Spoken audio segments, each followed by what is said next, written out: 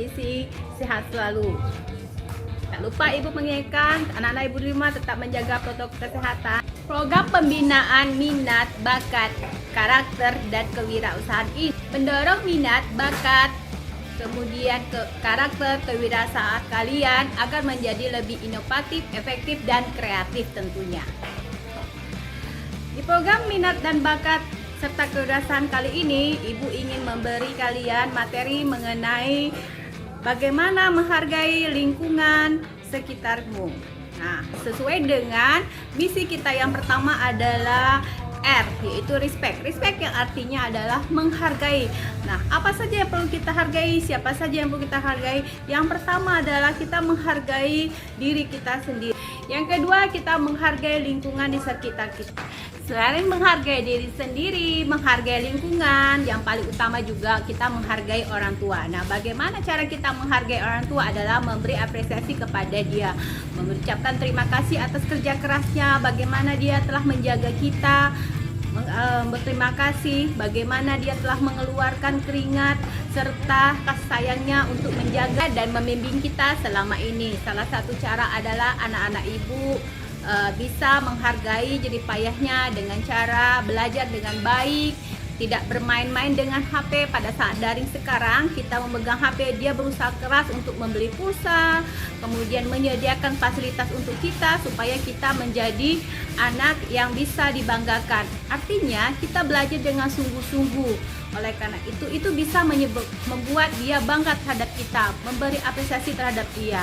Nah, salah satu cara ada juga, misalkan ketika orang tua kita pulang bekerja, ayah atau ibu pulang bekerja, katakan apa kabar, beri senyuman, kemudian sekali tak urut dia. Nah, apakah ibu capek? Bapak capek, kemudian kita suguhkan minum. Nah, itu salah satu cara untuk memberi dia supaya dia senang, menyenangkan. Dia akan merasa bahagia ketika pergi kerja kembali karena anak-anak ibu bisa mengapresiasi kepadanya. Salah satu cara kita menghargai lingkungan adalah dengan menjaga kebersihan lingkungan. Nah, mengurangi sampah-sampah yang dihasilkan dari rumah tangga. Salah satunya adalah kita mengurangi sampah seperti sampah plastik, seperti sampah kertas yang sulit didaur ulang. Nah, sekarang Ibu akan menjelaskan mengenai sampah dari pohon kelapa yang bisa kita gunakan atau kita daur ulang menjadi barang jadi yang siap diekspor. Nah, sekarang Ibu Lydia berada di sebuah gudang, yaitu gudang batok kelapa. Kelapa adalah merupakan sumber daya alam terbesar di Indonesia yang dihasilkan daripada cuaca tropis di wilayah Indonesia. Nah, sekarang ayo ikuti Ibu bagaimana proses pengolahan sampah batok kelapa ini menjadi barang yang siap diekspor.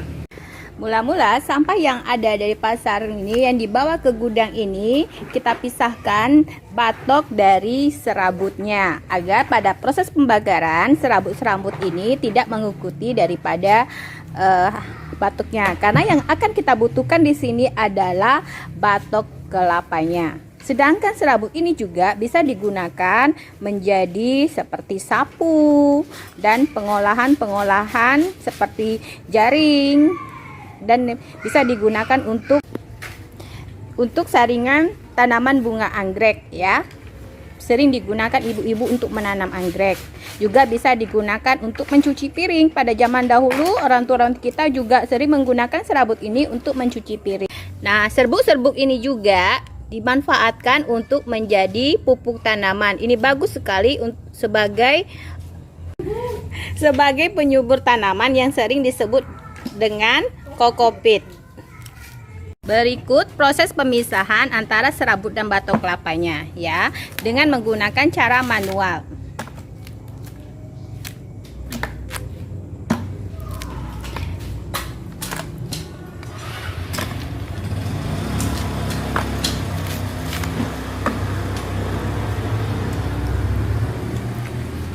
Nah, serat-seratnya ini akan kita bawa ke tempat penampungan proses penggunaan serat kelapa. Sedangkan untuk batoknya ini digunakan untuk proses pembakaran arang. Sekarang, ayo kita pergi ke gudang pembakarannya. Batok kelapa yang sudah dipisahkan tadi dimasukkan ke dalam tong, kemudian dibakar sampai mengering.